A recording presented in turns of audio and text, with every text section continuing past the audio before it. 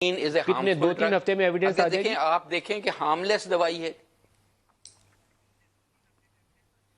سر. یہ initial evidence تو probably آ جائے گی، لیکن جو پراپر سٹڈی کنڈکٹ کر رہی ہیں وہ تو ایٹ لیسٹ 3 months میں آئے گی. لیکن انیشیلی ہم اس کے شیئر ضرور کریں گے، اپنے ریزلٹس جتنی جلدی ہو سکے گا ہم کریں گے.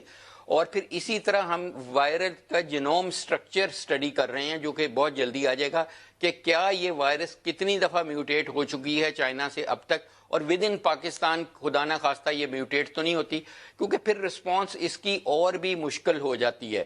کیونکہ جو میں نے آپ کو ڈیٹا دیا کہ یہ اس کا انکیوبیشن پیریڈ ہے 14 دن تک، تو ہمیں نہیں پتا کہ یہ میوٹیٹ کر کے جب اپنی فارم بدلے گی تو وہ زیادہ ہو جائے یا کم ہو جائے.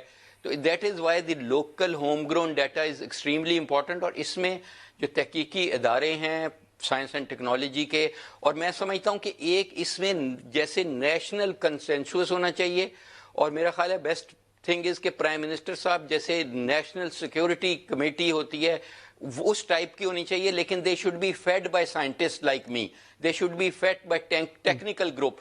آگے امپلیمنٹیشن ان کی ایسے ہی ہونی چاہیے کہ کراچی میں بھی وہی امپلیمنٹیشن ہو جو گلگت بلتستان اور AJK میں ہے، کیونکہ سب نیشنل پلان ہونا چاہیے.